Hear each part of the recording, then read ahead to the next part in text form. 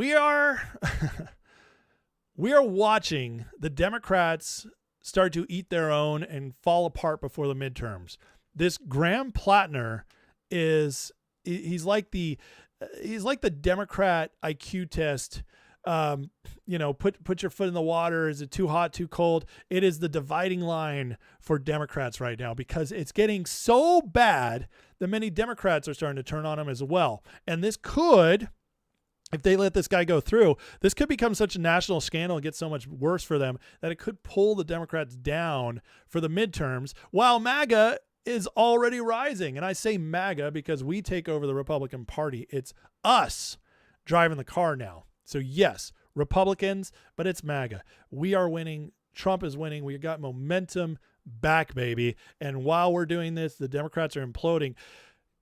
Graham Platner has now admitted to buying cocaine and drugs while on military leave. My friends, that is a crime.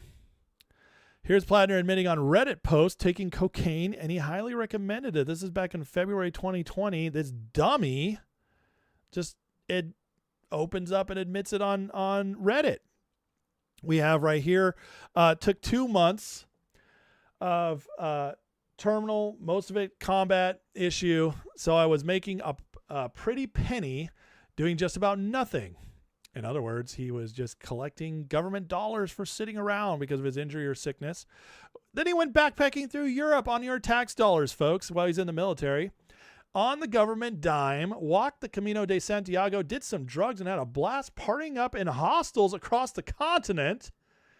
Then went home and went to college. I highly recommend it. No regrets. When asked about the cocaine street value, I always wonder what street you're buying your cocaine on because it's not the street I'm buying my cocaine on. Interesting. Thanks, Graham, for admitting you just vacationed across Europe while doing hard drugs on our dime. That, my friends, may be a felony. It's definitely against the code of the military, the legal code of the military. So this moron is now busted for cheating on his wife on apps that are known for grooming children and sharing child pornography. He's got a Nazi tattoo, and now this. Oh, and yeah, the word is it's going to just keep getting worse. This is the Maine candidate for Senate. And this is wild. This is wild. It's getting so bad that they're starting to turn on him. Here is on MS Now. By the way, the ladies of The View have already turned on him. And here's on MS Now. The Democrats are freaking out about this guy.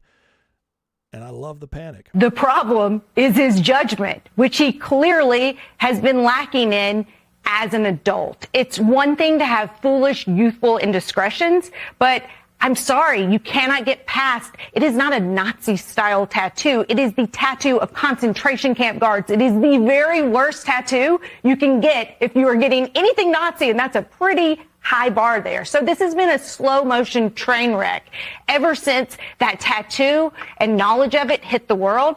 And it's only going to get worse. These texts, there are multiple women. Are all those women going to keep their mouths shut from now until Election Day? What do you think, Lauren? The problem. When you know MS Now is falling apart, it's not looking good, folks. So here we are watching Democrats in real time just freaking out. I love it so much. It's getting so much worse for them. And not only is Platner just being exposed as this total scumbag, as the Babylon Bee reports here, nation shocked as candidate with Nazi tattoo turns out to be total scumbag. The Babylon Bee for the win again. This, but this is who the Democrats are, man. They don't even care. You know, the smart ones do, which isn't that many of them. There's about 20% of Democrats right now in power places and media starting to try to warn the base, the crazy base, the leftist lunatics who've taken over their party. Look, you're going to make us lose everything if this guy goes through. And yet the base is like, cool, we don't care. Kyle Kalinske on his show the other day just basically said he doesn't care if this guy murdered people, raped pillaged, whatever, because he's just going to help stop MAGA. That's the base. They're insane. But it's good for us. Let's keep reporting what this guy is, because there's a bunch of people in the mushy middle who were maybe leaning Democrat this time to stick it to Trump, who are going to see this guy and be like, oh, no. And if Platner doesn't send them packing, if he doesn't convince them to vote Republican, well, Talarico just might. Talarico in Texas, you know, the guy, God's non-binary, there's 6 genders, I love trans kids, with the fake girlfriend, and selling the gay porn in his church. Yeah, that guy. Well, now it's coming out that he made a lot of unwelcome advances on many staffers. Say James Talarico's campaign is not denying he's pursued inappropriate relationships with staffers. Additionally, Talarico's campaign didn't answer whether this was the only romantic relationship the candidate has with a staffer. This story is getting out there. And both these two candidates, they really thought they were going to have the Senate this year, guys. They thought the House was a given coming into the year, and they thought the Senate was within reach. But now the House, the redistricting has really, really started to hurt them with the House. They're like, well, maybe we could still hold on to it. The Senate is falling apart right before their eyes. And it's beautiful to watch. I love watching Democrats collapse. It's just one of my favorite things in the whole world. And here's the story being reported on Talarico for some more, but faces questions about relation with former staff for the abortion lobbyist. Yeah, what a great guy. This great Christian pastor hooking up with abortion lobbyists, selling gay porn in his church, basically rewriting the Bible for whatever. This is really going to flow in Texas, isn't it? I mean, how stupid can you be? If I was a Democrat consultant and they were like, hey, who should we run in Texas? I come up with this guy, I should be fired on the spot. Oh yeah, he's also a vegan who somehow says he loves barbecue. I just, what the heck, man? These people are crazy. They're absolutely crazy. Now, Seth Keshel is reporting, looking ahead, that, yeah, Democrats are really starting to lose some momentum. In fact, look at the mail-in voting in California. In 2022, when Democrats barely lost the House, mind you, 54% where their mail-in votes were for Democrats out of 3 million. Well, in 2026, the year we're supposed to get shellacked, there's already been 4 million mail-in votes, and the Democrats are down 6 points from where they were. This election, they lost. This election, now they redistricted more, but it shows you the Republicans are coming back to life in California. In fact, we're at the point now where the independents and Republicans combined are outnumbering the Democrat votes. That's pretty massive in California, which is why Keshel writes, if this math plays out in the general, there's a high likelihood the Dems fall short of the 48-4 goal for House seats. Yeah, that's how they've redistricted the state now, 48-4. This is why I don't give a rip about what Republicans do. But Keshel's seeing 2 leaners in decisive seats, which could make it 44-8. I mean, they'd lose 4 of those seats they're trying to get. If Dems only go 44-8, they cannot win the House majority. That's huge. But he says, then again, we're talking about a state that'll look you square in the eye and count until Christmas. So take it with a grain of salt. In other words, they'll hold on as long as they can to rig the vote in California. But we'll see.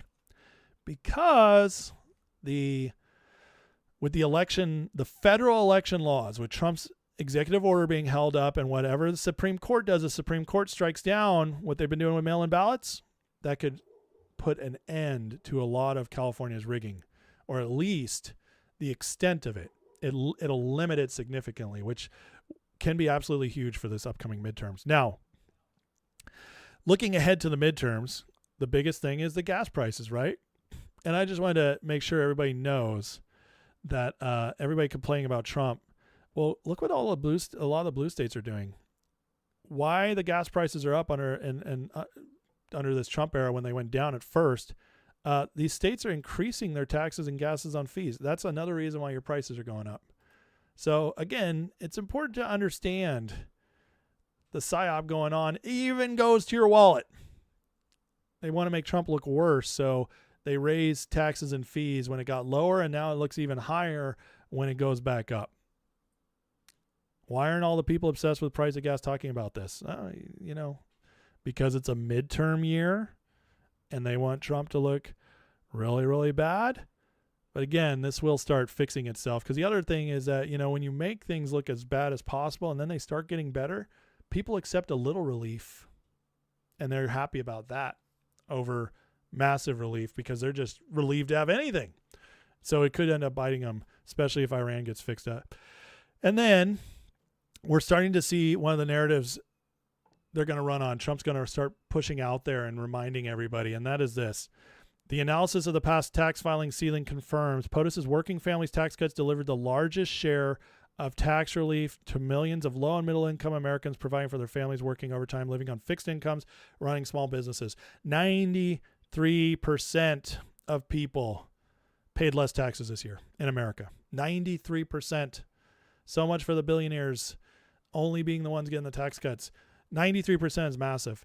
This is, you push this, you get gas prices down, which will impact food prices, and then you throw in the redistricting and how crazy the Democrats are.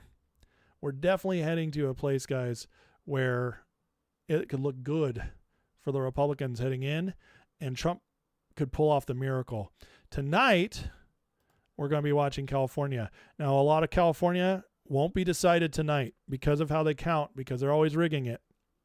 So don't expect to see, if it's close, say if Hilton is within a couple points of Becerra or Steyer, if it's close, don't be surprised if they push it out and don't call it tonight. I'm just preparing you guys, because they are terrified in California that one of the Republicans could actually win if they get to the general. And it's because of these trends right here. And don't even get me started on Spencer Pratt, which I hope he wins running away with it tonight so he can go to the general election. But stuff to see. But regardless of what happens tonight, guys, we need to watch the numbers, because the numbers are going to tell us a lot. Now, what this tells me, like right here, look at the difference. 1 million more votes coming in than 2022 already. And it boosted Republicans the most, which means MAGA is ready for this election. And that's something they were not expecting. They were planning on MAGA sitting this election out. So even if we lose in California, it could be a big sign of good things coming in the midterms. Again, as of right now, I put the House at 60% being held by Republicans, and I put the Senate at 95%. And we'll wait and see how it happens. I'll keep adjusting my prediction as we get closer.